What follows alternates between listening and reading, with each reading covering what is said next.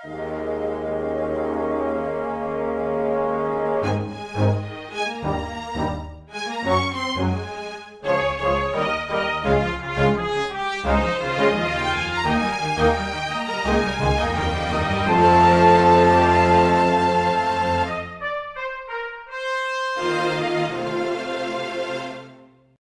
everyone, and welcome to Weekly Manga Recap here on the 11th of November of 2020. Hey, 11/11/2020. That's nice. That's very satisfying. Yep. Like It's cutting a bar of week. soap.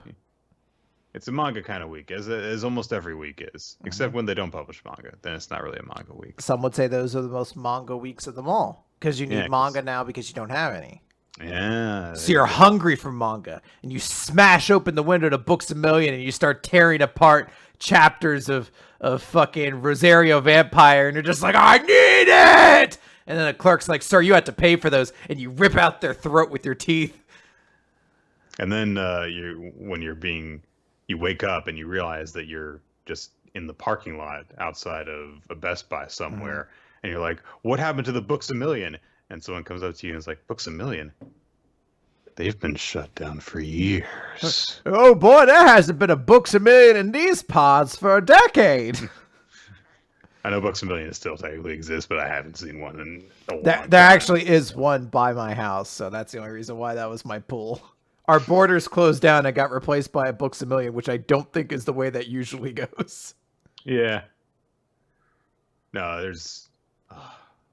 we need more bookstores, man. It's bad. Hey, if you're listening, you got to make sure to support your local bookstores because those are facing some tough times. There was a Books A Million by my dad's house for years and years, and then it got shut down and turned into like a pet supply store / doggy daycare center.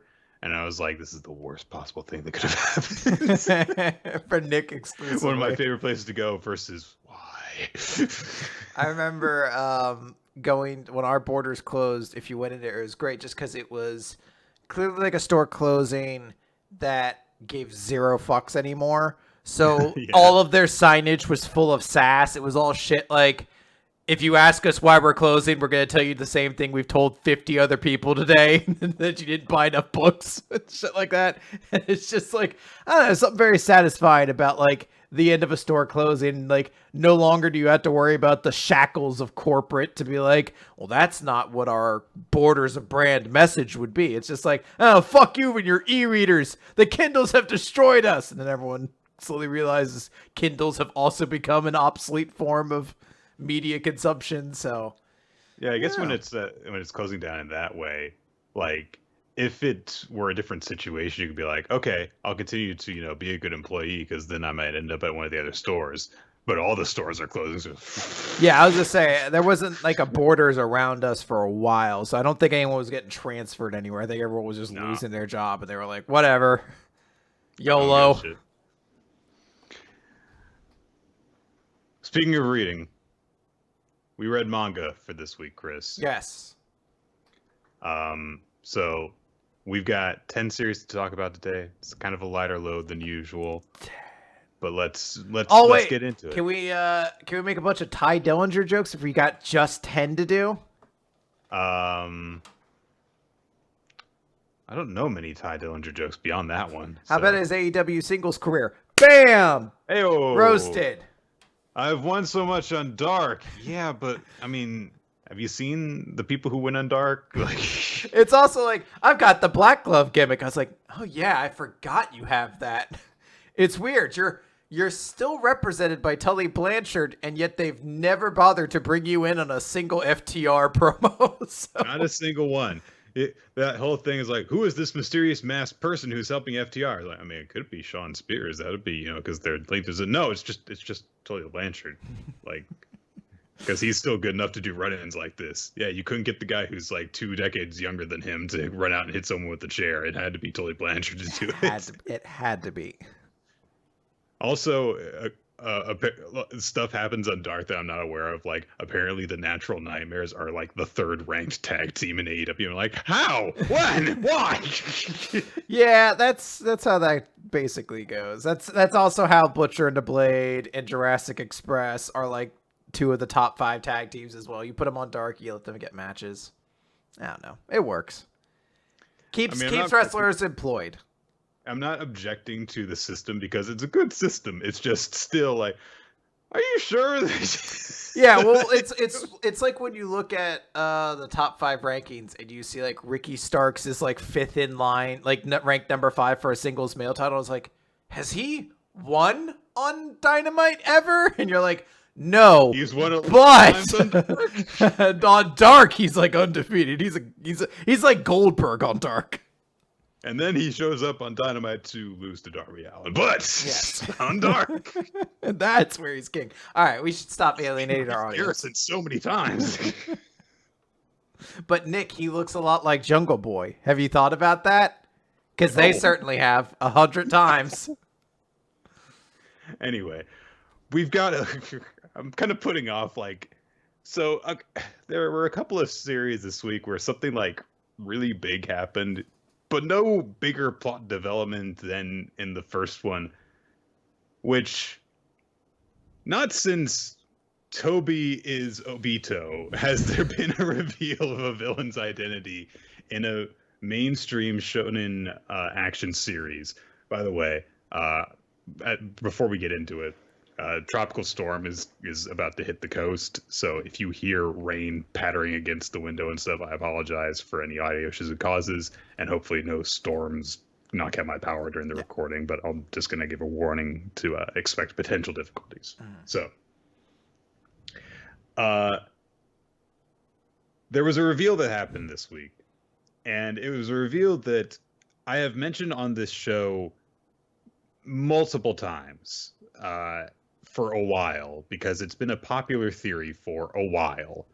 So when it happened, actually it got spoiled for me. Nicole told me that she had seen some spoilers on Twitter and stuff like that. During all the election stuff that was happening last week, this was one of the things that broke the trending stuff on Twitter. And this and, states being called were the top trending things on Twitter last week. So it's weird. All the states being called were highly contentious, very significant things, and this one was the other thing on there is like the most obvious announcement ever. Yes. Just like, this just in, water wet. Also, Pennsylvania going blue. Like, what? So way back when we talked about Tobi being Obito, you got a little bit of heat because it was not a little bit. It was I got shouted at. You got some heat, let's say that. It's a much more nebulous term, for putting the spoiler in the title. But it was a spoiler that, anyone familiar with the series would have been familiar with the theory. So it shouldn't have been that big of a spoiler. Yes. This, I think, even more so. People were saying, well, the guy who has fire powers is probably the lost son of Endeavor. Yes, the connection was very easy. So that's what happens in chapter number 290, Dabi's Dance of My Hero Academia. Dabi is Endeavor's lost kid, Toya. That is what the entire chapter is about. Now, that said, there are a couple of things that Dabi also reveals in this chapter that I hadn't put together while I was reading through the series that were kind of cool to learn. And well, I guess let's go through it, and let's judge the reveal in the chapter by how it plays out. Because we don't actually start this chapter anywhere near the battlefield. We start it in the hospital where Rei, Shoto's mom, is staying. And there are some attendants who are rushing towards her room because she's been making a lot of progress, and something is happening that could cause a setback to that. As she is watching something on TV, as a news broadcast gets interrupted, and Dabi is sitting in a chair on the camera, and his jacket has been discarded, so you can see all of his scars. So then we get the explanation for how this happened. As we got over to the battlefield again, Shigaraki's not doing so great physically, and All For One is clearly concerned about his condition. Whatever. There's a fight stuff going on. People join the battlefield. Nejire and Todoroki both let out big blasts of energy and fire at Gigantomachia. Not Gigantomachia, at Shigaraki. And then Gigantomachia gets in the way, basically, by going, bah. And I'm not sure exactly what happens, but he snatches Shigaraki out of the air and seemingly knocks both Todoroki and Nejire away from him. Yeah. Bakugo, Ida's trying to, get him away from the battlefield, and Bakugo's like, no, I've got to win. I haven't tapped out yet. I didn't hear no bell. Ding, ding. I mean, he's not doing great, so. That'd be great. It's like, well, you rang the bell after it. He didn't ring a bell in Rocky. That was the whole point. He's just like, fuck you, Ida. Nerd. Endeavor thinks that it's up to him, basically, at this point. He's the strongest person still on his feet. And he acknowledges, I don't even know. I mean, one of my lungs is gone.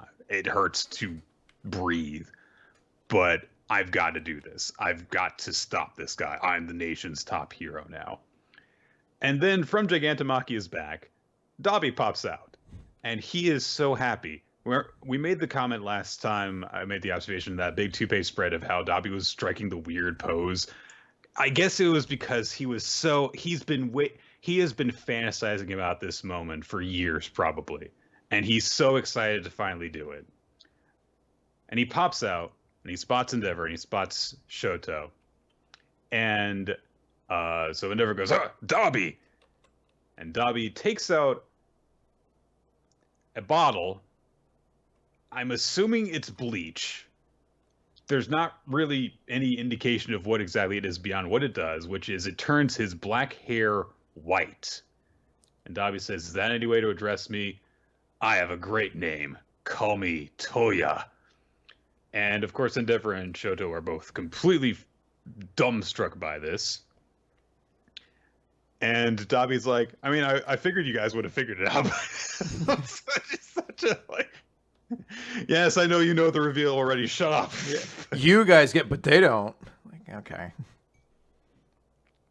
So at the same time that this is happening, Dabi has presumably had Skeptic hack into the news feeds everywhere and broadcast this pre-recorded message he has, which is to proclaim himself, he's Toya, the eldest son of Endeavor. To date, I've killed over 30 innocent people in cold blood, and today I'd like everyone to know what drove me to that. And he basically lays out, hey, Endeavor was into eugenics, and he did some really bad shit to his family, and he tortured me in order to try and get me to live up to the potential that he saw in me. And nowadays he's trying to move past those egotistical dreams and try to be a good hero and a good person, but I, his failed creation, have never forgotten any of that. I've been keeping watching him, and these murderous flames of mine are Endeavor's flames. And then over on the battlefield, he gets to mocking Endeavor by saying, like, yeah, everyone knows the truth about what a dickhead you are now. And he says that all of this has been to just trample over Endeavor's life. Everything that he's done, including some things that we didn't know that he had a direct hand in, such as that one modified high-end Nomu that was sent after Endeavor. He specifically sent him after it. Ending, he sent after Endeavor. He tipped him off to where he was. And he's literally like dancing down Gigantomachia's arm as he says all of this. And he talks about how, oh, I thought you might have died back in Kyushu, but then I led those others towards you, and then you were number one, and it's all you've ever wanted. Oh, but it must have been so hard on you. And now he's like, now you can stare your kids in the eye. So now do you feel like you've got a warm, happy family again? You must have thought, as long as I can face the future, I can be better. But now you're at a loss for words, so I'll give you the answer. The past never dies. And he's got this very demented look on his face as he gestures towards himself. And he says, "Let's tango, Enji Todoroki, a dance with your son here in hell." As Endeavor and Todoroki both look shocked and horrified by this because they've seen a ghost. So, You don't stand a ghost of a chance. I mean, he's saying some stuff that would kind of probably fit right in, honestly. The four kids dub of My Hero would say that. Oh, when I sent ending after you to bother you incessantly. Yeah, you can't have bad guys doing bad things. They have to just be obnoxious. So yeah, I mean, like the elephant in the room is that this is a twist that everybody's kind of been expecting. I will say this. If I did not do this podcast with you, this might have been a surprise to me just because I don't follow My Hero that closely. So in that way, this could have potentially been a very surprising twist. But the thing that bothers me about this is mostly something we referenced like 4 or 5 months ago when Dabi quietly said his name to Hawks. And I'm like, do you really need to like tease this out more if it's just going to be the most obvious thing it is? And it is. So you're just like, it makes me look back at that chapter and be like, maybe it's one of those things where you have to write for the dumbest person in your audience so everybody can kind of enjoy it. And the idea is like, maybe someone... This is a series primarily intended for like 12-year-olds. Yeah, so. Like, so maybe somebody didn't get it, and that was supposed to be like, that was supposed to be your tip-off that he's somebody important for then this reveal. But yeah, I mean, it's fine as a reveal. I do love the full-page spread of him, and it does make things more exciting. I am gathering that horrifying sensation that fucking Gigantomachia is just gonna scoop up Shigaraki and leave, which I might have to break something if that happens. That's how annoyed I'll be. But otherwise, fun chapter. Yeah, I do think that it's great to see Dabi's like true nature properly on display here, because he's always kind of been the guy who's just like doesn't really care about some stuff going on, and now you see like this is the thing that he's been waiting on, the thing that he's really been working on in secret, and the thing that he takes the most pleasure in, and which is being a sick fuck who likes mentally torturing people and rubbing it in his jackass dad's face. So I like the idea that he's reveling in all this to the point that he is literally dancing as he gives his big villain speech. And it's a much more effective use of, the not Shigaraki villain, who is the most important, than we had with Toga, where it was just like, yeah okay. Yeah, I mean, at least this one kind of got right to the heart of things. And it does have some pretty intense implications because, it's, we see that he was broadcasting this message out. So beyond the fact that all these major cities have been destroyed and a whole bunch of heroes, including some of those on the top 10, are now dead. The regular public is now also going to have to tend with the news that the number one hero was involved in eugenics and basically like tortured his one son until the kid snapped and became a supervillain who's now behind a lot of that stuff. So yeah, there's a lot of ramifications here. Yeah. So we'll see where this goes. I don't think it's going to be as simple as, and then Gigantomachia grabs them and they all run away. Because there is still some stuff going on. Bakugo is specifically refusing to leave the battlefield. Best Genus probably is on his way. So I think that there's probably going to be some fighting. It's probably going to look bad, and then the cavalry is going to arrive, and then they're going to be like, okay, we have to go. But God, we're close to this whole thing having lasted like the entire year, aren't we? Yeah, pretty much. So, all right, let's move on to Kaiju number 8. Let's do it. 16. So, Ichikawa is staring down the humanoid kaiju and understands that this thing took out Shinomiya, so he clearly can't beat it. So his goal right now is just to buy Iharu time to escape. So he starts shooting his gun, and he's managing to dodge some of its shots or reduce them to just grazing blows. Iharu is booking it, and he's just like, God, I can't believe that guy has come so far that he can actually hold his own against that thing. And he's like, God, this really pisses me off as like a stray blast ricochets off the pavement right in front of him, almost hits him as he's running away. And he recalls what Haruna told them. It is Haruna, right? The vice captain's name? Hoshina, I think. Yes. Yeah, Hoshina sounds right. So, which is, a lot of people hit the wall around 20 to 30% in terms of what they can draw out. And Iharu's like, I haven't broken past 20% after, these 2 weeks of training. And he recalls back when he was saved by Mina. And he's like, God, just ever since that day, I have dedicated my life to getting stronger. But despite all that guy surpassed me like it was nothing. It's just pissed me off so much. Meanwhile, Ichikawa was doing okay, but he's really he's not actually going to beat this thing. There is no way. As the humanoid kaiju kind of just flash steps basically to get right next to him. And as he jerks his gun around, the kaiju's like, you've been acting like you know all about me, but I bet you didn't know about this. And he's just got a bunch of swollen bullet things instead of just his finger guns now. And he's going to Gatling him from close range, basically. But at that last moment, Iharu comes dashing back and tackles him out of the way and gets them both out of the blast range.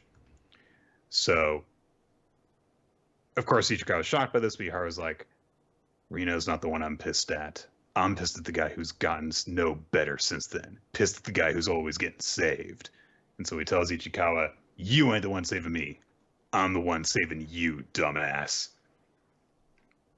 And that could have been the end of the chapter, but no. No.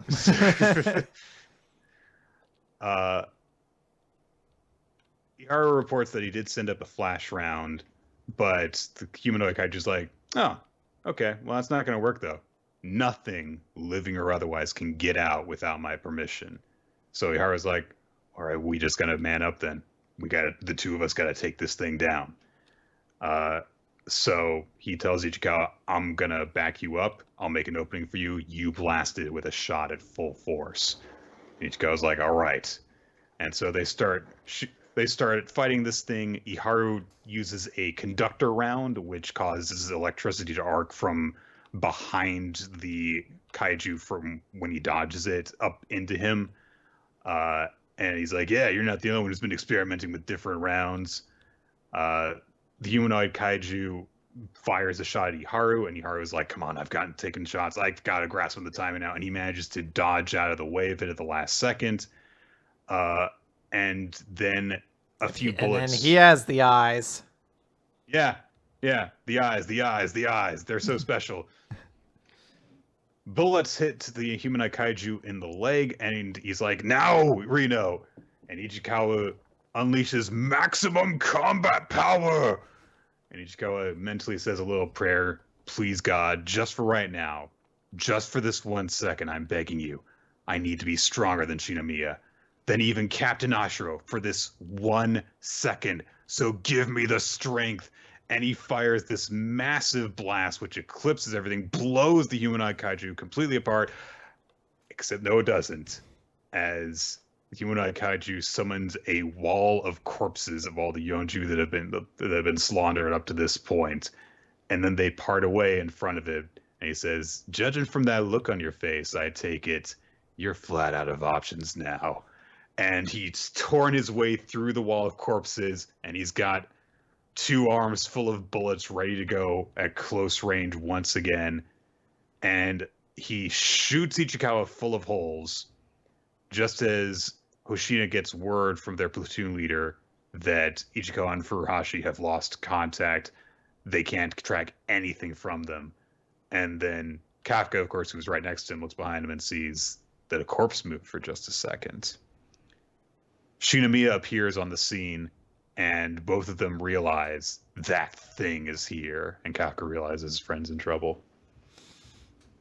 Yes, what a really cool chapter. I kind of thought, first and foremost, Reno continues to look like a supremely cool and awesome character. I really did not think, Iharu? Iharu. Iharu, yeah. I did not think Iharu was going, like, I kind of thought he might be somewhat relevant, but I didn't expect him to immediately be like, fuck it, I'm not running away, I'm gonna stay with you, brother. And then, I mean, you find out anyway that it doesn't matter. He couldn't have left anyway if he wanted to. But it does make for a pretty cool moment of the two of them working together, and it's such a badass moment when the humanoid kaiju just rips through the corpses, just like, oh, you're out of options now, aren't you? As he has like 2 guns ready to explode. It's a very cool moment. Yeah, and I love the little speech that Ichikawa says, like, I need to be stronger than anyone just for this one moment, please. Because he knows that otherwise they're screwed. Yes. And it's one of those things where it's like, hey, it might have worked if it had actually hit. But we'll never know. It might have worked until it didn't. Yep. Everyone thinks that they've got a plan until their opponent summons a wall of corpses and blocks it. It's a classic mistake. It happens a lot in sports movies, all things like that. You think you finally got them. Remember when the oh man, the Oju White Knights finally thought they had victory, and then the David Doublebat summoned that wall of corpses to stop them. That's what Yukimitsu was actually doing when he pushed. He pushed him forward into a wall of corpses, and no one ever saw that boy again. He's dead. High school football star Seijuro Shin was lost today after his body was devoured under a mound of corpses, which then immediately disappeared. The Demon Devilbats are on their way to the Christmas. No suspects at this time. Hiruma's like, well, oh well. Fuck yeah. Good job, nerd. All right. Let's talk, Nick, about Eden Zero, Chapter 118. We have to. Yes, Star Drain. I'm not a fan of this, Nick.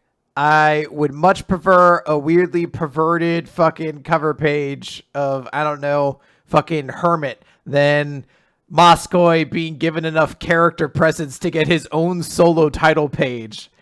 That does not, like, I don't know what market research team was like, Moskoy's testing really high. You need to really start bumping him up in your series. Give him a meteor role, but fuck, man, it's everywhere. All right. So last time Shiki had his big fight with Orc, the climactic showdown. Yep. And it looks like, I mean, we don't know for certain. It looks like Shiki managed to win by going into overdrive. And Orc's just like, oh, wow, I can't believe there's another one. But you'll never beat the great Shura because he's a gravity user more powerful than you. Maybe even more powerful than Ziggy. And then he says the line, gravity attracts gravity. And it's such a stupid idea that I guess there's a bunch of gravity users in this universe. Like, it's not that uncommon of a fucking ether gear. And they're slowly going to basically pull together over that. So, there you go. It's kind of like how Stan's in JoJo. There's gravity there, too. Gravity kind of pulls them together. Except here it's stupid and not good and not interesting. So, yeah, he basically is like, you, Ziggy, Shura, you're destined to find each other. Yes, Shiki and Ziggy and this other character who's so important. We know so much about them from the lore, the backstory, the flashbacks, the constant references that there have been to him in the past 117 chapters up to this point. So, yeah. Always been wondering how Shiki would match up against Shura, a character that has been foreshadowed for so long up to this point. I'm just waiting for the point where they go and find some relic of Mother, and she's like, you must find the 9 gravity users and pull them to, like, there's gonna be some shit like that. I feel like it's gonna be some Dragon Slayer bullshit where they're gonna be like, they're all important or some horseshit. And you all were my foster children a long time ago, but you forgot. And then I sent you forward in time. And you were all the same age. Except you weren't. One of you was a robot. And Rebecca was there too, but it was actually her mom. But it wasn't her mom. It was like her great. It was her ancestor, I guess. But she used her cat powers to leap back into her ancestor's mind, so she knows all of you. And Hamura was there. Or anything? No. Anyway, so we cut back to the Eden Zero. Also, Shiki, you're the villain's brother. So there was a twist, not to talk about Mission Yozakura Family. There was a twist in Mission Yozakura Family, not twist, a little detail in Mission Yozakura Family this week where the main character was like, I remember watching my brother die in that car accident. And I was like, I was telling people, I was like, I don't, like, there's not a chance, it's 100% chance in my mind that brother is still alive and becomes a villain later on. Everyone's like, no, he can't die. He said he was dead. I was like, I feel like it's like the moment you mention this. The Shonen series is like, this will be a villain. That yeah. Yeah, I was like, if the moment they named him, I was like, shit, that kid's coming back. He's going to be evil as shit when time comes around. So back on the Eden Zero, Weiss is there, Food Girl's there. She immediately shouts how she's going to borrow some clothes and food. Ha ha ha ha. Hermit basically gives the lowdown like, hey, we need you to do this because if we don't solve this virus, it's going to affect all the robots, not just us on the Shining Stars, but also Happy and Pino too. We have to find a way to stop it, and you're the only one that can. There's this big satellite that's going to spread the virus, and that's where it's coming from. And they're like, we can't blow it up with a laser beam. We actually have to physically get there and modify it, basically. They don't specifically mention why it has to be Wise, but I presume it's because he has to be the one to modify it and then Hermit has to reprogram it. But yeah, I mean, I don't know exactly how Weiss... Or he has to physically fly up to it, and it's easier to do it in an Arsenal suit than as a big spaceship. I don't know. I get the feeling that his ether gear is going to play a role in this, but I would think that this is a programming thing and not an engineering thing. Yeah. Because it's a virus that's affecting the androids. So they should honestly just be able to use the same hardware to send the But Nick, have you considered that gravity is nearby, pulling the virus ever closer to the robots? Because that's how gravity works. You know this series could use gravity, just the word gravity, to justify fucking anything it wants right now. Why else would a food reviewer be on a food planet, Nick? Gravity. I'm only laughing because you're 100% correct. I have nothing to say in response to it. Like, you said that, and as soon as you said it, I'm like, fuck, he's right. It's just whatever you need at this point.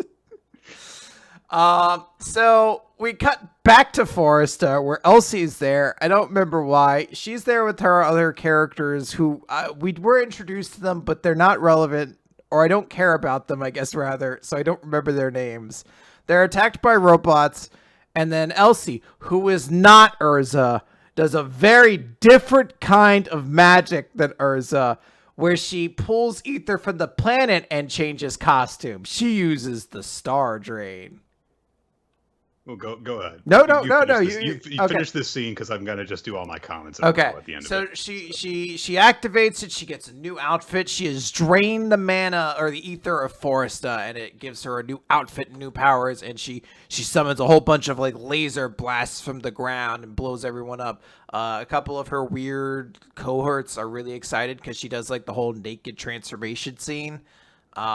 But, you know, they're the gross perverts, Nick, not the series or us who are watching it. And then the Oracion 6 Interstellar. Galactica. That'd be stupid. That's the other group. The one dude from it's there who's like, I have to arrest Elsie. And that's it, basically. I'm here, by the way. Yeah. All right, before we move on, because this is the last couple pages are like setting up the fights that we already know we were going to get anyway. But so this whole thing with Elsie. Yes. I'm going to start off with the positives. I actually like this twist on definitely Ursa's power set of switching clothing to get powers and stuff.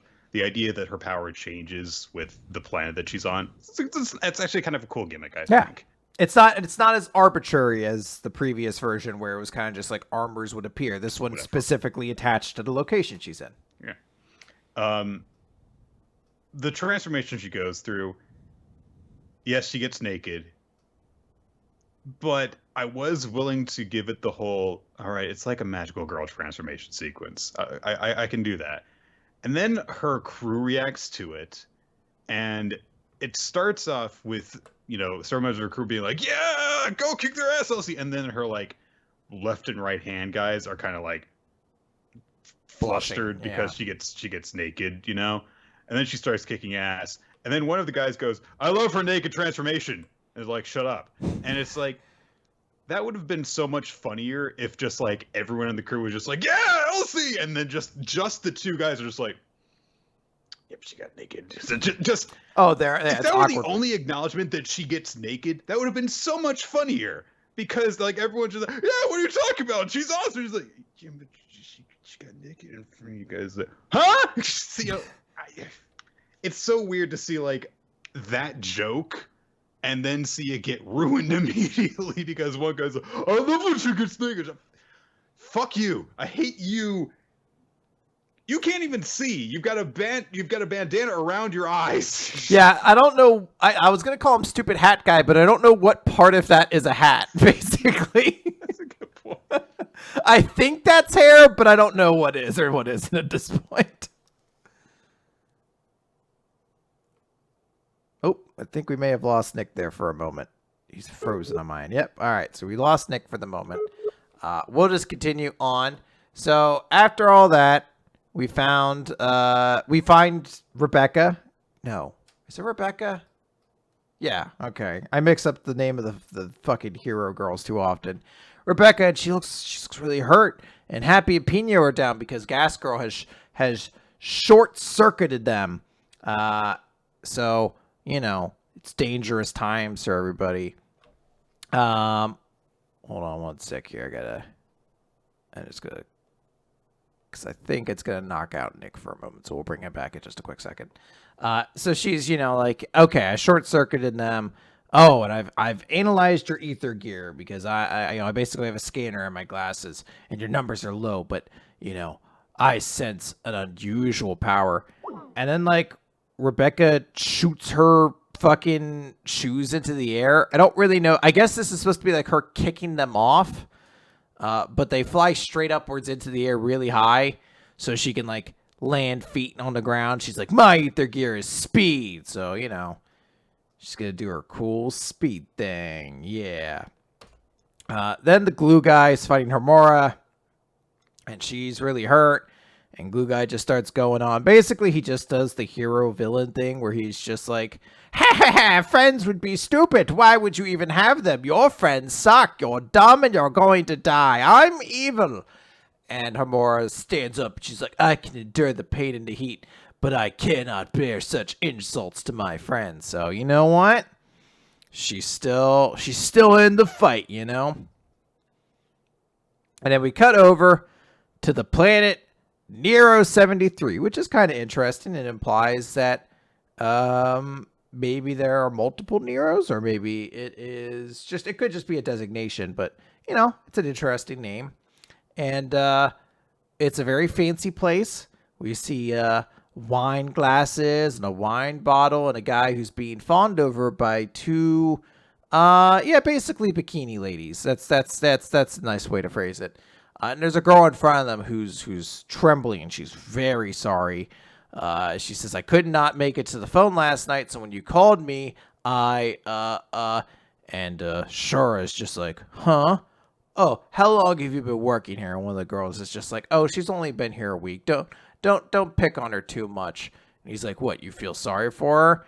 And then they start floating in the air with gravity, and they're just like, oh, Tee-hee, stop that. Don't do that. And then they're like, wait, no, hold on. We're going really fast. The ceiling. And you just hear a giant crunch sound effect as the one girl is forced to look on as Shura says, don't get any funny ideas. Women are a glee a dozen, and everything in this cosmos belongs to me. As we're introduced to Nero's son, Poseidon Shura. Bum, bum, bum, bum, bum, bum. Which kind of has a interesting introduction in that he basically just murdered those two women, which in and of itself isn't particularly interesting because that's not a particularly novel thing, nor is violence towards women innately a more revolting prospect. You know, if the only end result is to be like, this guy is bad. But I do like the visual of blood dripping from the ceiling and kind of like you can actually almost looks like it's draining down the screen of the page almost. So I do like that visual element a lot. I think that's a pretty cool way, especially if this is a guy who uses gravity powers in a particularly insidious and shitty way like that. I guess he must have really increased the gravity for them to have exploded that much, or maybe the room had a much higher ceiling than first expected. I suppose both possibilities really could have played a big part in it. But overall, I actually think this is a decent introduction to this character, if not for the notion of like, oh, well, he just murders women because he can, because, I don't know. It's just one of those things. Oop. All right, one sec here. So that's Eden Zero. Nick is still waiting for his power to come back, or his internet, rather. So what we're going to do in the meantime, we're going to jump into Chainsaw Man. Chapter 92, Zombie Blood Chainsaw. And, oh wait, hold on, Chainsaw. There we go, got everything. So, I'm going to have to remember everything in this chapter, because I wasn't expecting to recap it, but here we go. It's almost going to be like a live read. So, we open with closing through like a bunch of like kind of city back alleyways and underground parts, until we finally get to a door. Door kind of looks like it's in a similar area to those doors from like the whole dingy don't open it moment, but I don't know if that's meant to be intentional. And basically it's Kobeni. Oh God, what's her name? No, Kobeni. Oh God, I'm forgetting all these characters' names. Denji. Kobeni is one of these characters. And then, oh God, who's the old guy? I'm forgetting everybody's names. Old dude. Unless Kobeni is the old dude. Kishibe. That's it. So, yeah. We have Kishibe, Kobeni, and Denji. And Kishibe is just like, okay, it's safe to talk here. We won't be tracked for a while. And here's some food. Eat while you have the chance, basically. Kobeni's just like, I saw things I shouldn't have. Does this mean she's going to try to kill me? And Kishibe's just like, yep. And she's like, I can't phone my family, can I? He's like, nope. She's like, for the rest of my life? Like, yep, probably. And, you know, Kobeni immediately kind of slides to the ground. And Denji looks to her and she's just like, thank goodness. And Denji's like, huh? And she says, I finally have an excuse to get away from them. She's like, what do you mean, from who? And she says, my dad and my mom. And then she kind of buries her head in her arms. And Denji just sits on the ground and joins her. There's nothing else said there. There's, like, no real added context. It's just an implication that Kobeni, on top of everything else, has a shitty family life. And, you know what? Denji at least joins her in it for a moment. So, it's a nice little moment there between the two of them. Kishibe's like, hey, you know what? Once you eat, get some sleep. We got an early start tomorrow. And there's just a moment where Denji looks over and Kobeni is just shaking. And she says, I always get the short end of the stick. I'm so going to die. I'm scared of dying. It must be nice to be you. You can come back to life. Like, she is terrified. She's crying. She's got like the snot coming out of her nose. And then she's just like, you know, I look fine, but right now my heart feels like it's at the bottom of a toilet clogged with crap, which is a very apt way of describing things. He says all the good things, all the good feelings, all the bad feelings I had up to now, they were all manufactured by somebody else, and I was dumb as a rock. So I was cool with living as the fool, but next thing I knew it, my ignorance made it go down the crapper. Thinking back on it, I never made any choices for myself. I just got used. Always did as I was told instead of thinking for myself. The only real choices I made were for little things like what to eat for lunch. And he opens up like a one of those like buns, takes a bite, and then stops. He's like, even if I make it out of this alive, I bet I'll always be living in obedience to somebody, like a dog. And he's just like, isn't that just normal though? You know, there's no such thing as a life free of bad things, except in your dreams. Denji's just staring at her, just a 2-page spread of the two of them as Denji just looks on, and he's like, huh? Oh, but I wanted to be normal, and I believe it's Kishibe who just says, you want to be normal, Denji? And we see a cut to a television as it just says, Chainsaw Man. There's not a soul who doesn't know his name. With a chainsaw on his head, he cuts down one devil after the other. He never reveals his identity, and he never asks for anything in return. Are you with me, viewers? This isn't a hero of a manga we're talking about. Ha ha. No, it's not. Or is it? Wink. I'm talking about the man who always gets back up no matter how many times he goes down. Chainsaw Man. And just see Denji kind of reacting to seeing himself on TV in his full devil form. Well, not his full devil form. That's like his hybrid form. And him just being like, that's me. And all the people screaming, Chainsaw Man. Yeah, Chainsaw Man. Chainsaw Man. Woo. Okay. And Denji just ends the chapter as he kind of stares off at the TV, basically. So we're going to try to get Nick back here. We might have to use his phone audio, it sounds like, though.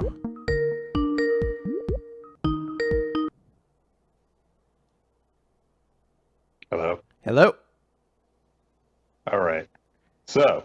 All right. Hey, it's Nick. So I'm going to apologize. I'm having to do this over my phone right now. But although the power at my apartment was only out for like half a second, I have completely lost my internet.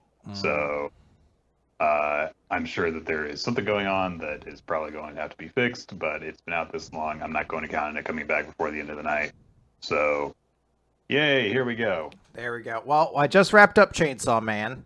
Did you have any thoughts on this week's chapter? It was sad and introspective. It was a real bummer because, okay, I'm going to see here. Can you still hear me? Yep. Okay, good. So I can actually use the Shonen Jump app on my phone to look at stuff then while we're going through stuff. But I think I'm going to have to ask you to take the lead from this point forward. Sounds good. Yeah, it was one of those kind of things where it's like, Chainsaw Man kind of tends to be introspective on those moments of things where like something is kind of would be obvious if the persons involved were normal people, but because they're not, they're strained, weird, broken people who are half crazy at the very least.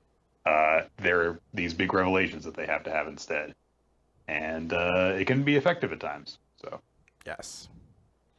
I think it was a very good chapter, and this kind of seals the idea that we might be in for a longer story of Chainsaw Man than what it seemed like 3 weeks ago or so. When we were rushing headlong towards a conclusion of some sort, yeah. Yeah. All right, so next up would be Magu-chan, God of Destruction, Chapter 19, A Day in the Life of the Frenzied Troops. So, Nick, I will be happy to take the lead. I have no idea really what happens in this chapter. I remember it involves the hermit crabs a lot.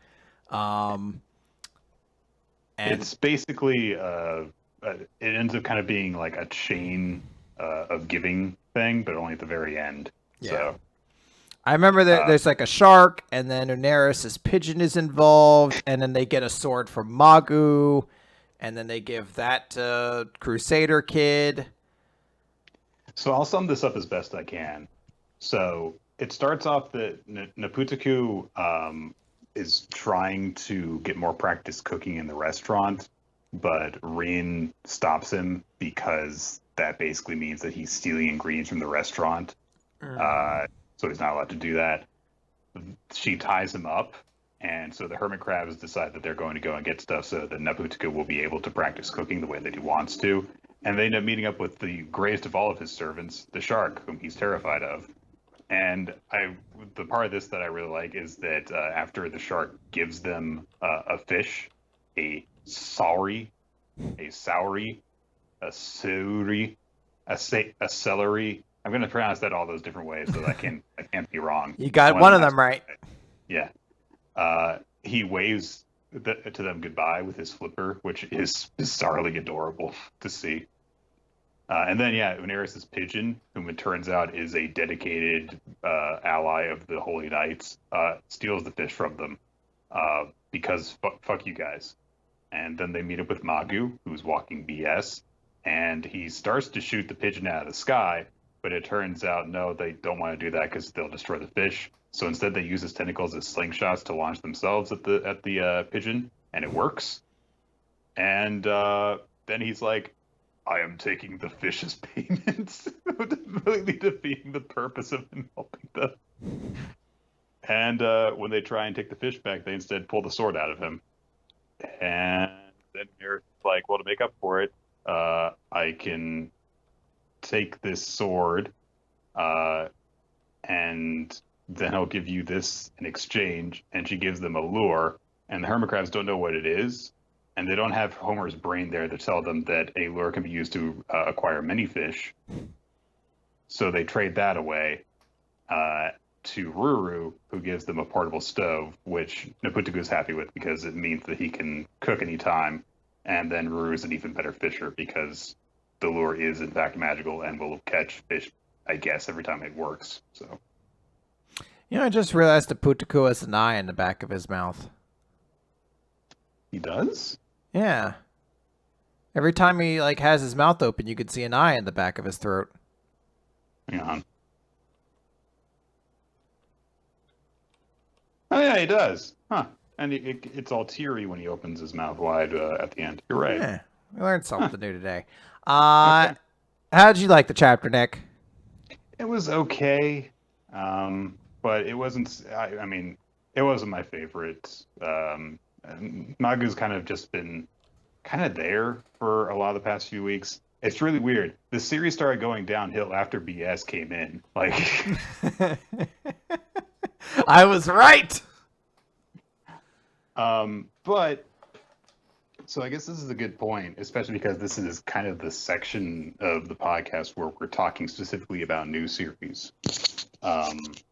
Because we've gotten word that there's going to be some new manga appearing in Jump in the next couple of weeks. And in fact, just the next couple of weeks. It's going to be kind of unusual in that apparently only 2 new manga are going to be showing up in the magazine in this cycle. Yes. And one of them's by the mangaka of Toriko. The other is by a lesser-known author. Which means, presumably, that there's going to be 2 series that are ending, and only 2 series. But yes. Obviously, we don't know the 100%, but that's probably going to be the case. And we've also gotten some information about how Magu has been doing in terms of sales, because the first volume came out a couple weeks ago. And it's been doing pretty well. Yes. Both it and me and Robico are doing decently well. They're both doing better than Harbo, Cop, and Dolphin, which is great. Because I hate that series. And they both of them have had reprints ordered from them, which is always a good sign. So presumably, all that information taken together means that probably neither of those 2 are going to be canceled in this cycle. We're probably going to get more of both of them. So I guess we're probably going to need to reassess when and where and how we're going to handle Magu. And I don't know, maybe it won't be like an every week kind of thing, but it's something to think about, and we'll have to figure out at a certain point once we get past this couple of weeks. Yeah, maybe we can have some discussions about something and what to do with it and other stuff. But yeah, I mean, I guess the big takeaway would be if you like Magu-chan, then you should be in good spirits because it seems very unlikely it'll be going anywhere, at least in the immediate future. You never know. But as of the moment, it seems as though it's not going to be going anywhere. Yeah. It's never 100% until, you see, like,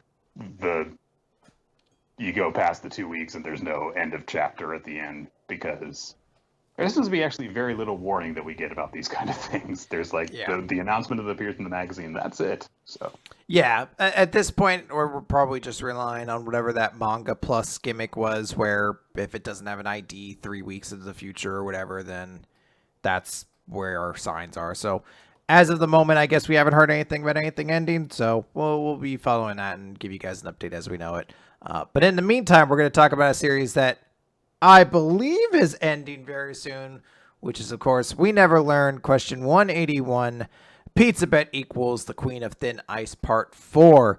And we get a big Halloween color spread in, like, early November. That's when Simpsons do their Treehouse of Horror, so I guess it still works. We are on a field trip. It's a big field trip episode. Kirisu and Yuiga are there. They're boring the students with a big explanation. So, they're like, well, we have to teach them. And, of course, we're the teachers, so we need to set a prime example for our students, Yuiga, and comport ourselves correct. Oh, my God, look at this cool cow. It's the famous cow that's supposed to bring big fortune. Let's have all of our students pet it. It's our duty. And Kirisu's basically just a big, like, overzealous nerd in that moment. And she eventually is like, oops, I appear to have lost myself there. And Yuiga's like, I guess this is what makes you a good history teacher. You actually seem to like history. She's like, I guess. Actually, it's just that I didn't get to go on a school trip when I was in high school. And I was like, okay, it's a little bit adorable. Eventually, Kirisu asks, like, hey, Yuiga, why did you become a world history teacher? And Yuiga doesn't get time to answer because the girl from 2 chapters ago shows up and she's like, oh, hey, the two of you take a picture of us. Take a picture with us, rather. But Kirisu's like, I'll just take the picture. Yuiga get in the picture. And she's like, why does she want to be in the photo? We cut over to the hotel. We get an alert that like 10:30 is lights out. Kirisu sees 2 of the girls kind of walking around after the evening, and it appears from the speech bubble that just has 3 figures in it and a male symbol in it. I assume they're talking about boys. That would seem to make sense. Probably. Yeah. So she confiscates everything they have and takes it away. And then she goes back to the female teacher's room. And she's like, oh, they were trying to sneak into the boys' room at night. So improper. And the other female teachers are like, oh, hey, you want a drink? Because we all just want to relax. Kirisu's like, oh, no, they stink of sake. And I guess just catches a smell of it. And this is like the first Kirisu chapter in the Kirisu arc where it's actually building on Kirisu's traits instead of another girl's. Yeah. Which is that she is incredibly sensitive to alcohol. And I think that she has actually gotten drunk off the fumes in a previous chapter. Yeah. So. I assumed because there's just a sound effect that says waft. So I assume that's what it's supposed to be, is she smells sake and immediately gets drunk off the fume of it. So she's like, how can people be like, oh, no, I'm fine. We don't see what happens. Yuiga just goes back to the male teacher room. And when he comes in, there's Kirisu's buttnick. She's, of course, wearing her sexy tissue paper pants that shows off every outline of her body in every crevice and detail. And Yuiga is just like, why are you in the male teacher's room? And she's like, you're cute, basically. What a good boy. And Yuiga has to basically very quickly hide her because the other male teachers come in. So they do the whole, I'm going to hide you in a location that's incredibly close to me. And if you get discovered, there's basically a social faux pas that'll happen that could potentially be disastrous for your career or social standing. So I'm going to awkwardly be in a very close position to you and then probably have to say something about you because the other people don't realize you're in the immediate proximity. It's a gag that we never learn goes to a lot. It went to it in the past 2 girls arcs at least. I don't remember if they did it in the Ogata arc at all, but I know they did it with Fumino and Asumi. So, they do it here. They eventually start talking about like which teachers they think are hot.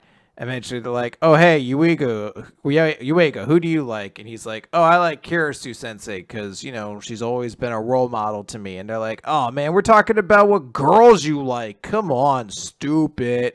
Then they want to have a pillow fight. Yeah. And they're like, "Okay, I guess grown men still do that from time to time." And immediately, it keeps you young. It helps you deal with students if you're acting like you're a teenager yourself, right? Yeah, that's right. Oh wait, people were saying that they did do it in the Ogata arc as well. So there we go. I don't think it happened in the Iruka arc then. So there wasn't time for it. Yeah. I mean, there was the closest thing that happened was when Fumino was going to mac on Yuiga while he was asleep. Yeah. So. The other female teachers come in and are like, "Hey, we don't want to bother you, but Kirisu hasn't come back from patrolling the halls. Have you seen her?" And all the guys are like, "A late night co-ed adventure. We'll find her." And they run off. So there you go. Yuiga and Kirisu are safe. And eventually Kirisu's just like, "So, hey, by the way, in there, saying comments like that could be very, they're misleading and they could be taken off the mark and taken the wrong way. So don't." And Yuiga interrupts her and just says, "No, it wasn't misleading. And I don't think it was off the mark." She's like, "I don't get what you mean." He's like, "What I'm saying is I like you." And that's where the chapter ends. Yep. So, I don't really have anything to say about the plot developments in this chapter. So I will instead review this as my Kirisu fan perspective. Not as good as the previous one, not as many sexy outfits, but props for that cover page where you get to see her butt from below. Nice. Yes. Nice. Perfect. So 6 out of 10. Yeah, you do get quite a butt shot too, So yeah, but that's like the baseline for Kirisu. You're gonna see that butt through no matter what kind. She could wear a parka and it would conform to her butt, and you would be able to see her panty lines through it. Yeah, that really is just how it be. All right, Nick, let's talk then about Dr. Stone. Time to get stoned. Z equals 173. Earth Race. And we got a cover page of Ryusui and Senku and then Kwaku and Luna. There we go. I got all the characters' names. That's mostly why I brought it up, so I could challenge myself to remember them. Riding down a mountain on motorcycles. It's a very cool little visual. So last time we met Dr. Chelsea, and basically they're trying to explain things to her. Yeah. So they basically do the recap, which is fine. It's an explanation as to why the characters would recap the audience. As we've mentioned before, Itagaki did this a lot in iShield 21 as well, where he had to kind of explain the rules of football over and over again because he's like, "I don't think you guys actually get it." So basically like, "Hey, there's somebody on the moon. They're the person who petrified humanity. We have to get to this moon, and to do that, we're on a worldwide adventure to gather resources, and our next stop is South America, which we believe is the source of the original beam." And Chelsea's like, "Wow, so hype. It's totes freaky. You guys can think outside the box." And I hate Chelsea immediately. I hate her too. Nick, I don't think Dr. Stone is a slasher series. But if it could kill Chelsea, if her head would just show up in a box somewhere and then no other character die. Well, you can kill Mitsukage too. If you could kill the 2 of those characters and then stop, or whatever his name is, Matsukaze, yeah. So yeah. Who do you think would be the survivor? Like, if you had to choose, I think it's usually like 2 people survive the slasher film at most. Like, that's kind of like the average you would go with to survive. What 2 do you think it would and should be? Would and should be. Well, the final girl is a big trope. So I think the only female character, it would be between Yuzuriha. Actually, no. It would be Sueka. You can't kill kids in those movies. You can't kill Sueka. Yeah, Sueka would be fine. Okay, let's remove Sueka from the Yeah, I was going to say, we might need to remove her. If we're going with teenage victims, then it can't. Sueka's just a given to survive. Yes. Because, she'll roll away before anything starts. So the first person to die is Kaseki. The old people never survived those movies. Oh. He's gone. It's just a natural. So the final girl is going to be between Yuzuriha and Kohaku. They're the only two characters that are like female characters that have that level of importance to them. And my mind says it would be Yuzuriha. So like Kohaku gets like a big like confrontation with the killer. She might. They have a cool fight scene, but she ends up dying at the end. Yeah, she like buys her friends time to get away or something. Yeah, she might have one of those moments where she just makes a fucking stand and thinks she actually manages to hurt the villain. And it turns out they just had like a knife bazooka or something like that, and it was really dangerous. And you're like, okay, yeah, I would say Yuzuriha's one. And ideally, you would want to say Taiju would survive with her, but I feel like that's rarely the case. There's always a tragedy, so sadly, Taiju has to die too. But I think Chrome's like perfect, like B-cast side character that can survive one of those series, carries on like the legacy of some of the Will and trusted other people. Like Seth Green survived Scream 1, right? And then they killed him in the sequel, didn't they? I don't think that was Seth Green, Chris. Is it not? I don't think so. If it's not Seth Green, it looked a lot like him. Is it Seth Green? Hang on. Scream cast. I'm looking up to say it's Jamie Kennedy. Jamie Kennedy. Oh, okay. Whatever. They're fucking the 90s or whatever, early 2000s. So whatever. I think he died in the second one, right? Yes. So that Chrome to me feels like that character who lives through the first one, then they kill them in the second one. Okay, I think that's a good answer. I was gonna suggest Chrome myself. So yeah. There we go. All right, guys, send in your questions for our next Q&A where you ask us every cast who survives in the series.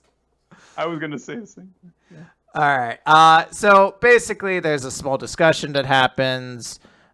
Where eventually they reach all these like details, and Chelsea's like, "Hey, you're a bad dude, Zeno," and he's just like, "Yeah, I know."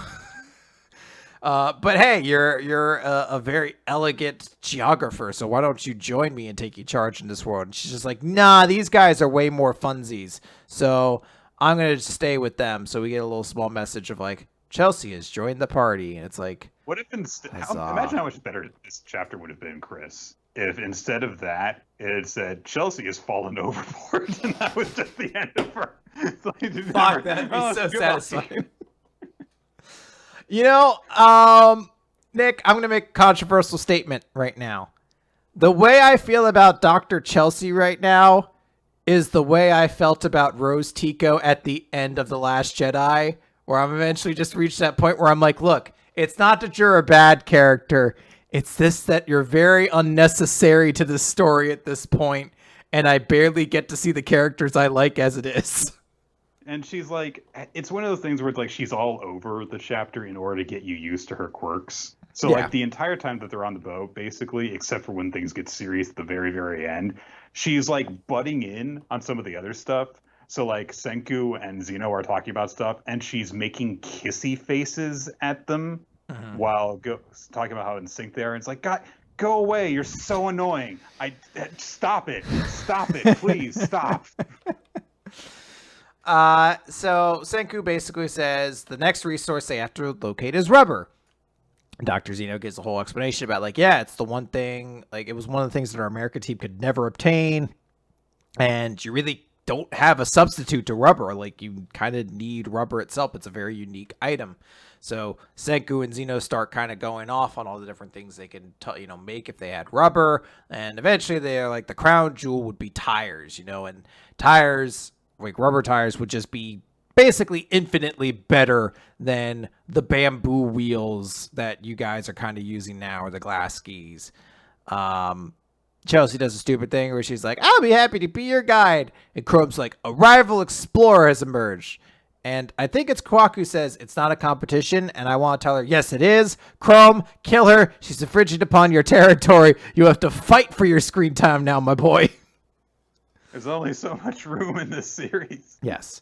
But then Dr. Zeno kind of just brings up, but it's not really as much of an issue of finding rubber as it is finding rubber in the process of this giant race against Stanley, because the simple fact of the matter is trying to collect rubber while also keeping up with fuel needs is just not going to be feasible. And as they say that, Ukio's like, oh no, I think it's actually much worse than that. Our time is already up.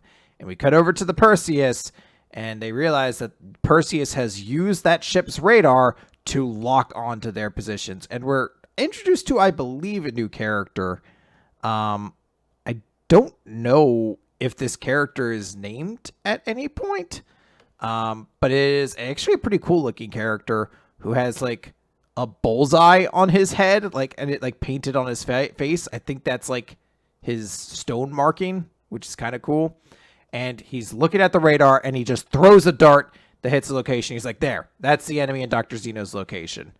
And they're like, well, it's cool. We managed to do it, basically. We found them.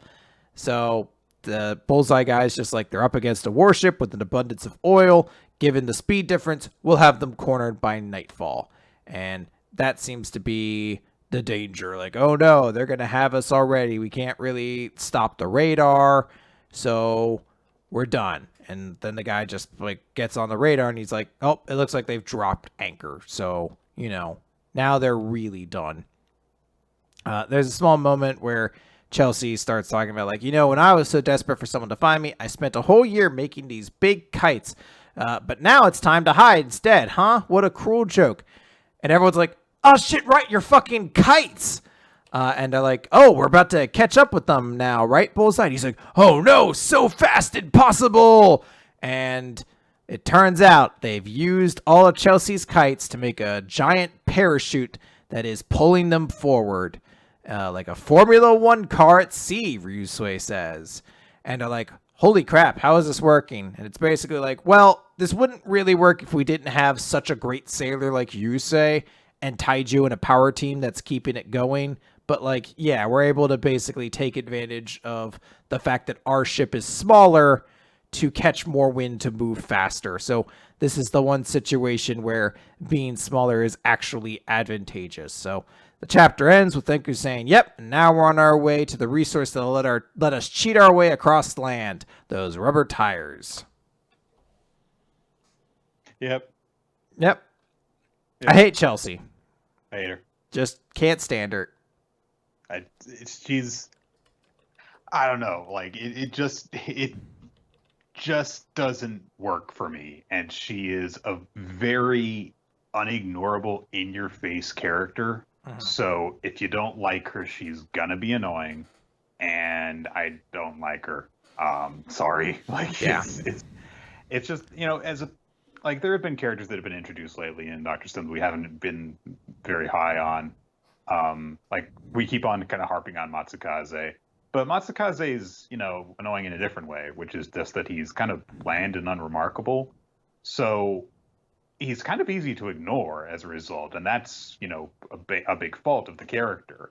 Whereas Dr. Chelsea is on the other end of the spectrum, where she's that, she's like Slimer in the Ghostbusters cartoon. So it's like, if they're around too much, you better like them, or otherwise you're gonna be completely sick of them.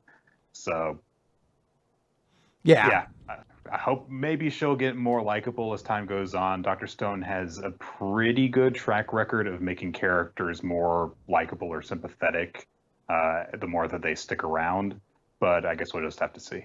And it is worth noting that characters have been introduced recently that we do enjoy. I enjoy Luna, and I think you do too.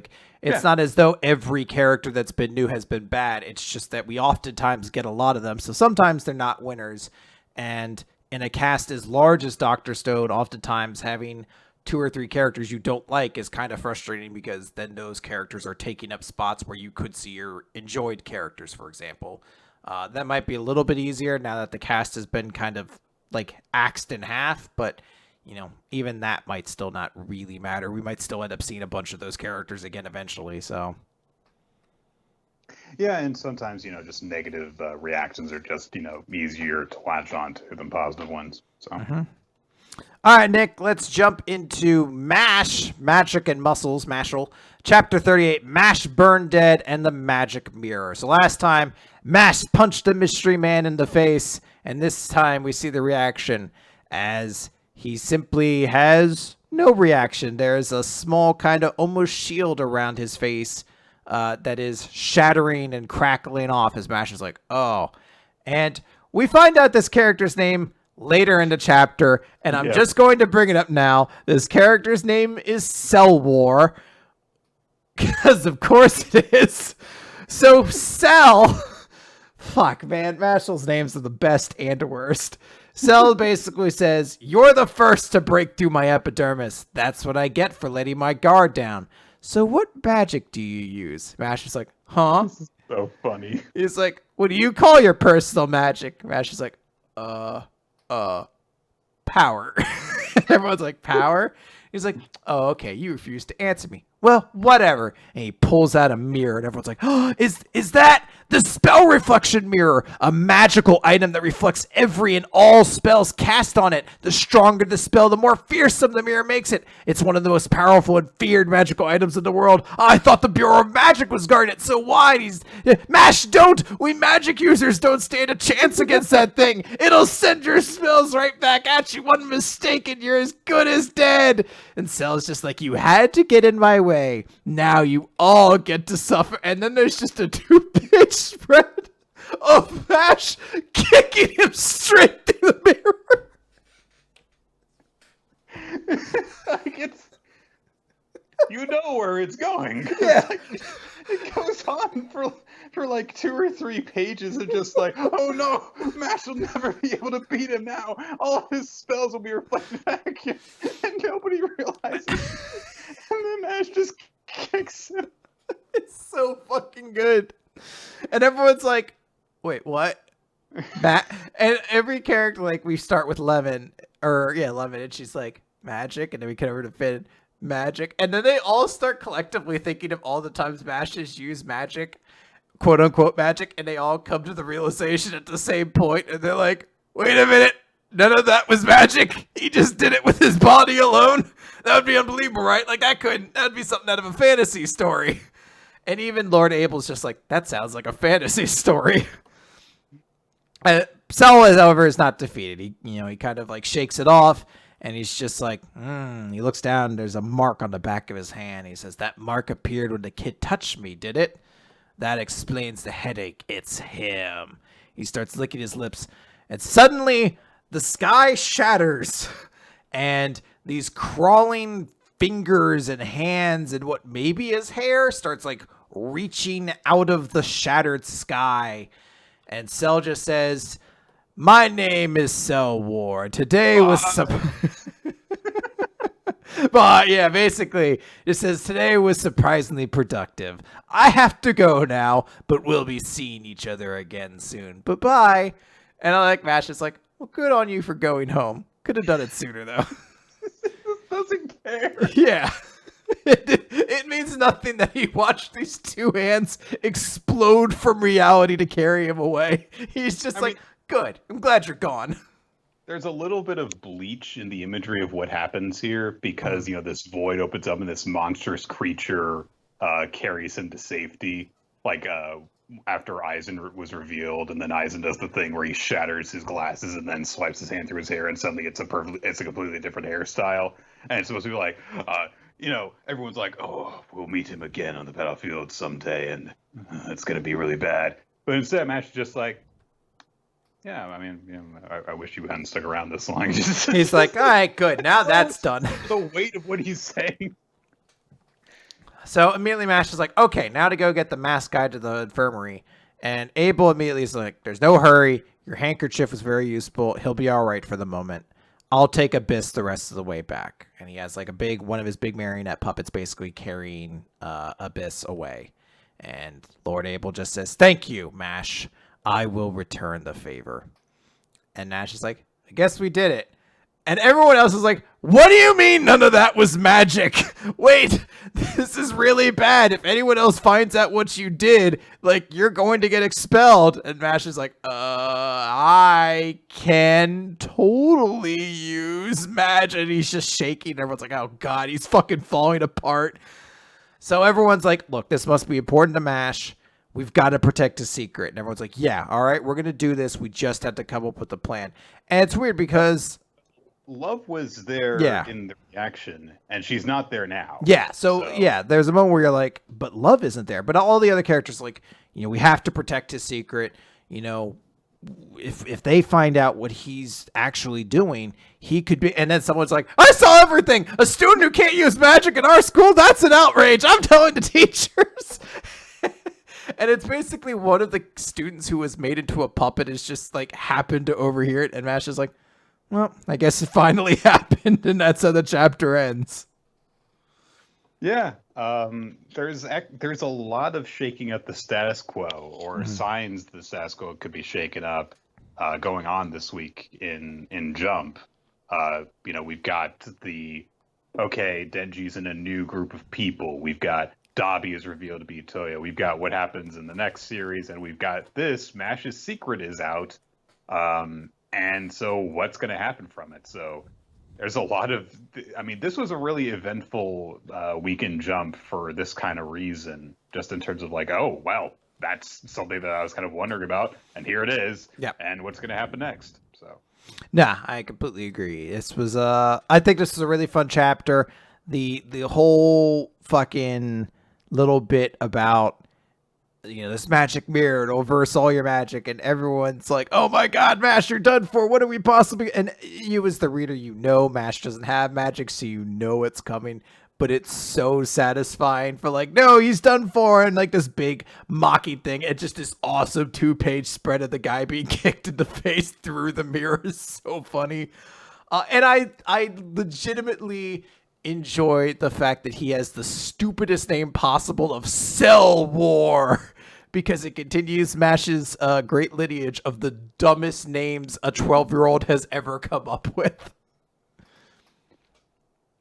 All right. Let's move on then to Ayakashi Triangle, Chapter 20. So I've actually got to switch over to Manga Plus in order to read this now, because I can't read it on the Shonen Jump app. Too hot for the app. This is Shiragane's thoughts. And this one I'm also going to be a little rough on, because I did read it, but I don't remember a lot of the details of it. Shiragane used the unsealing scroll and rescued Suzu. So, there's a moment where they're all like, oh, the seal's been undone, but Matsuri, everything that glued our relationship together, it's gone. And Suzu, it's like, yeah, there's more important things. He might just be dead right now. So, oh God, what's the villain's name? Sosuke. So Sosuke is just like, taking what's mine? That's not nice. They also tend to just call him Genio because that's his species. He's the Genio. So. Gotcha. So basically, he's just like, with Matsuri dead, her Haku transformed into something supremely delicious. This is the moment I want, so give her back to me. And Shiragani's just like, that's what's dangerous. His engulfing shadow ability. He summons a mouth that devours Haku within its vicinity. And we see Shosuke like, I don't think I like your taste very much. So we see Shiragane is like, I gotta get out of here. I gotta kind of dodge around this guy. And they basically have like a small fight. Sosuke is like, you want her as your prey, right? And eventually Shiragane is just like, shut up, and shoots fire at him. But Sosuke just eats it. It's such a like, he's completely right and I have no rebuttal. Shut up, fire. But I'm going to breathe fire on you now. So Sosuke uses his giant lips, basically, his astral lips or whatever you would call them, to just suck up all the fire. And he's like, It doesn't really work because Ayakashi Jutsu uses Haku for its power, and that's just food for me. So, that doesn't really do anything. You've mastered all these moves that just make me stronger, basically. And there's a moment of Shirogane being like, I have maybe something that like direct attacks will work against this guy, but Suzu's right here, so I can't possibly risk her. And Suzu just says, hey, just eat me. Like, just eat me. If that's what it takes for you to survive, I'm okay with it. Because the girl has just fucking given up on life, basically. Matsuri is dead, and also we can't be friends anymore. Basically, that was the only penis on the planet I wanted. You didn't have a penis for the past several months, though. You were fine with it then. Yeah, but shut up. I didn't have any thoughts about that. Shut up. So Shirogane's just like, you idiot. As soon as Matsuri dives, you give up. Fucking loser. Fucking scrub. Fucking trash. Noob trash. Bullshit. He's so distracted by tearing into her that he can see. Oh, no! Yeah. Oh! It's totally worth it. A bunch of attacks are coming at Suzu. Shirogane blocks them, but doing that basically leaves him open. And he has to kind of throw Suzu to the side and then has like a chunk of him get bitten off. Like it looks like a large portion of his face kind of gets chomped down. And while it's happening, he thinks like, I don't like humans. They fear and persecute you, then worship and revere you, only to forget and abandon you. Every time I tell myself I'll never get involved with them again, but then I get close to them and they turn out not to be so bad. That's why I hate them. And Sosuke's just like, you've taken up so much damage, but you're still able to keep your shape. You're a tough one. If only you had eaten the medium, you would have enough life energy to regenerate quickly. How pathetic. In the end, you're just another obsolete Ayakashi. And Nick, I said it before, but Shirogane is a good-ass cat. All cats are great-ass cats, really, when you get right down to it. But this one in particular is good. However, it looks like he's going to be killed. He's going to be eaten and devoured. Except the cat? Yeah. That's the most evil thing you can do is eat a cat. It really is. It's so insidious. But then a crane bird or something. I don't know what it's supposed to be. I folded this paper and then I kind of gave up. It's hard. Origami's hard. I was making a bird and then I forgot what they looked like and I got nervous, so I just launched it at you.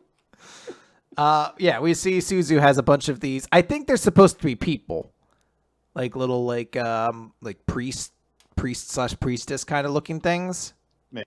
Yeah, it's kind of like a Shikigami sort of thing. Yeah, it's full of paper that she's putting her spirit energy into. So yeah, basically reminding us that the artist guy was like, hey, you should keep folded origami with you, and if you infuse them with Haku, then they could come in handy. And basically, Suzu has become Orihime.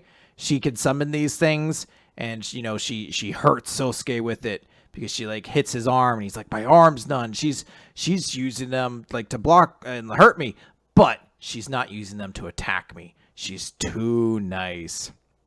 And Suzu runs over to Shirogane, who's like, you should have fucking run. I don't know why you're here. And she's like, no, I can heal injuries. And he's like, yeah, but the recovery of the king is different from a low grade like Ayakashi. You learned how to... You can't heal the Soul King, Orihime. You're useless. Remember how important you were? You're not now. Oh, man. Bleach never gonna stop. Oh, my God. There's so... I can't stop. You mentioned Orihime, and I'm just like... So she's like, but I can't abandon you after you saved me. And then Sosuke's right there, and he's like, hey, go back to, like, wallowing in despair. That's when you're really delicious and tasty. Stop not being sad. Yeah. Stop it. He basically pulls her away and leaves her, like, right in front of his astral mouth devouring thing, shadow devourer, whatever it's called. And he's like, bon appetit. And Suzu just is like, oh, Matsuri. And then we get a panty shot for some reason. And then a bunch of wind kicks up and blows Sosuke away. He's like, impossible. How could this be? Why are you? I know I devoured much of his haku, his life. Your physical body should be dead. But there is Matsuri in his male form, it seems. He's still wearing the female outfit, but it appears to be his male form with the black hair. And he just says, let's finish this. Yeah. So, it seems like the entire premise of the series has been undone. I'm sure that this change will be completely permanent. He's just gonna be male for the rest of the series, Chris. Totally. Yep. That's how it's gonna be. But this is actually a really cool chapter. It's we get some character development with Shirogane that is going a long way towards justifying his being part of the core group of good guys. I like that Suzu gets this little bit of action to show that, hey, that little bit of training that we got to see, hey, it's paying dividends already. And it's a big development at the end where it's like, hey, Matsuri's back. How the hell did this happen? Why is he not dead? Why is he a guy now? And so looking forward to seeing where this goes and seeing presumably soon the end of the fight with Sosuke. Yeah. I was going to say that it's absolutely ridiculous that he would stay in his human form. And I was going to go because I was like, I'm pretty sure I thought he was female on the cover art, but I looked, he's actually male on the cover art. So maybe this might have more permanence than I thought it would. Because in my mind, I was like, if you click on the chat, like on the series, and the main character doesn't look like that anymore, that would be a pretty crazy thing, especially for a series. It's only like, 14 chapters old or however old Ayakashi Triangle is. But who knows, I guess. This is, something to look forward to. The mystery of what will to come. Yeah. Keep in mind, like the turning into a girl thing, that was the twist of the first chapter that happened. So. Yeah, I guess we'll see what comes of this. I will not be completely shocked if Matsuri does actually stay in his male form, but that I am utterly convinced that his female form, this is not the last we've seen of it. So, yeah, I don't think so. Too many chances to show boobs. Like, how can you possibly pass that up when you're Kentaro Yapaki? So. Yeah, exactly. A character too who does not isn't accustomed to a female body, so they constantly oh no, I thought I wasn't supposed to wear a skirt with pants or something like that. You gotta keep all those good, that deep well of jokes open. Otherwise, just leave money on the table. I think that even if you do go for the he goes back and forth between forms thing, like in Ranma or Comfort or the other series that have done that kind of thing. I mean, there's some potential for stuff you can do there. There's the fact that, Matsuri has formed relationships with Suzu's female friends and how his being a guy could complicate that. So I think that there is definitely some interesting things that you can do with just this little shake-up, even if it's not a permanent thing. So. Yeah. It also, I guess, does make the symbol on his belly make a little bit more sense now, too. Because it had both gender symbols on it, so I guess it did. Yeah. So maybe that makes sense. All right, let's talk about Black Clover. Page 271. I don't know where the chapter title is in this one. Union. It's on the first page, Chris. Oh, it's very tiny, and I don't have my glasses on. Yeah. So. Nature Boy Ric Flair has activated his Devil Union mode, Canis. And we talked about how cool it looked last week, and it still looks pretty cool. And basically he's like, hey, the only way for you to get stronger is to unite with your devil and draw out all of his power. So Asta sees a tail coming up out of the ground, and it grabs the two of them, and then woo, there's a big spiral, and Asta's in his kind of hybrid form with half of his body kind of cloaked in darkness and one wing. And Asta's like, huh, where'd Sabretooth go? He's like, I'm right here. And he's very tiny now, very adorable. And he's like, this is what happens when I give you all my power. And Nature Boy has to basically explain yeah, so, in Devil Binding Contract, the initiative belongs entirely to the one giving the order. So in this case, the human. That's why I can use Union so easily. Your current condition isn't union. That devil's power is only trickling into you. So, you still actually have to do training, which is basically what this chapter is. It's a whole like kind of discussion about like, Asta has formed this kind of very weird contract. Sabretooth basically was like, I was actually planning to just take over your body and fight forever. I've never come out to fight, like outside to fight before, so I don't know what to do, basically. I'm kind of as clueless as you are. It's a fun twist on it, because Asta's like, well, how do I use your real power? And immediately leaves just like, Yeah. Nature Boy Ric Flair summons a whole bunch of his little like dog monsters. He uses a spell called Pack, and he says this is one of Gidmolo's characteristics, which is the devil that he has. So this is what he summoned, and there's a whole legion of them, and Asta's like trying to run away, and he's like, oh wow, all these guys have the same key as Nature Boy Ric Flair. So, he's like, you've made a contract on equal terms with the devil, and since your devil isn't your servant, using 100% of his power won't be easy for you. But this is the path you chose, so use that power to defeat me right now. So Asta's like, okay, I'm going to surpass my limits. And he pulls out Yami's sword, and he calls it the Demon Slasher. And he's like, this is the Demon Slasher, Katana, so let's go get Captor Yami together. We'll surpass our limits. And I don't know why he does that again. Like, he kind of says that. It's Pokemon, Chris. Yeah. You gotta say the same thing over and over again. Basically. And the chapter just ends with Nature Boy Ric Flair saying, I hate that phrase. And that's kind of the chapter. This is another one of those Black Clover chapters that's significantly shorter than the other ones. We know every so often Tabata kind of gets into those health issues where chapters sometimes end up being truncated or unfinished. I believe Black Clover is going on a break. I think so. I thought I did hear something about that. There's a chapter that's going on break next week. I forget if it's that or if it's My Hero. So, this is a fine chapter. I do like that it's like, hey, we're gonna have a cool new form for Asta soon, because this isn't a full union. This is just a portion of it, and I do kind of like that. Sabretooth's abilities are kind of small and weak in the grand scheme of things, because it's like he doesn't know all the information either. He's kind of like on the same scale as Asta, so they do feel very appropriate for one another. So I think all in all, it's a fine chapter. Yeah, Black Clover's on break next week. Yeah, there you go. No, I quite like this chapter. I like the exchange between Asta and Lieb, where they just kind of like, all right, you immediately see that like, hey, we've learned that that they have more in common than initially appeared to be, and now that that's been established, seeing them fight together has a kind of satisfying dynamic between them.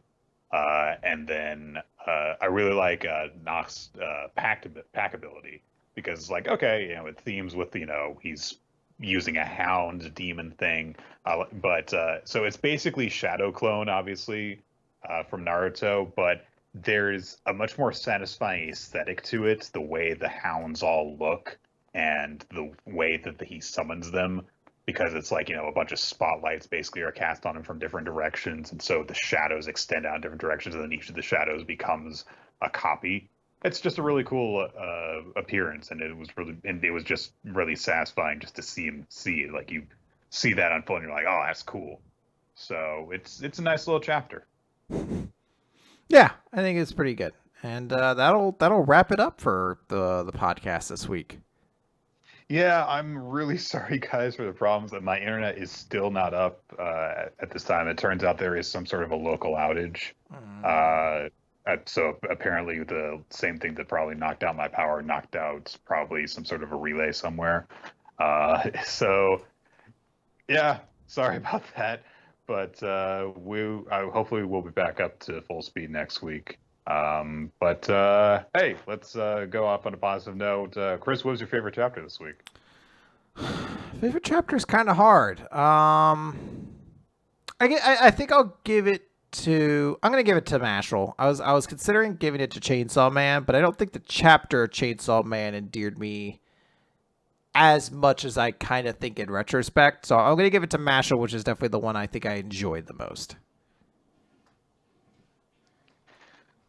This is tough because there were a lot of chapters that I was actually really impressed by this week, but I'm going to give mine to Kaiju number 8. Again, it was just a really solid chapter from top to bottom. I liked seeing Ichikawa and Iharu coming together and looking impressive, and then just the big weight crashing down because the thing is just has too many tricks up its sleeves, is just too powerful for them to take down. But not all hope is lost because, help is on the way. It's just a very solid, very basic, but very well executed shonen action sequence. So, yeah. For my MVP, I think I'm gonna go. Toilet Kaiju doesn't actually have a real name yet, does he? No, it doesn't. No. So I don't have Toilet Kaiju twice on my list this year. I'm gonna give it to Denji. I do like the introspective. Call it the humanoid kaiju. I could, but I'd call it Toilet Kaiju, Nick. We both know I would. I'm gonna give mine to Dabi. He had the chapter. This chapter was all about him. It was, and he made the chapter work. So I think that when you have a big, villain thing like that, yes, it was a predictable turn, but it was, it was executed. Maybe not like, oh wow, I can't believe it, but it's like, hey, he went all out on it, and I love a lot of the visuals used for him, and I love the reactions that he gets from everyone, and how deeply this is just tied to his personal history. And when you've got an entire chapter that revolves around one character, and that chapter doesn't suck, I kind of feel compelled to go for that one. So. Yeah. That's fair. All right. The audience, by the way, picked Chainsaw Man as their series of the week, and Dabi, they agreed with you, as the character of the week. Awesome. Well, that's going to do it for Weekly Manga Recap. Thank you guys for joining us. You can check out our past episodes on weeklymangarecap.podbean.com. Check out your hosts at RolloT, at NickFTime, at WMR Podcast for the official podcast account. We record the show live on twitch.tv/RolloT around 7:30 Eastern Wednesday evenings. Discord server is good. Many things on there.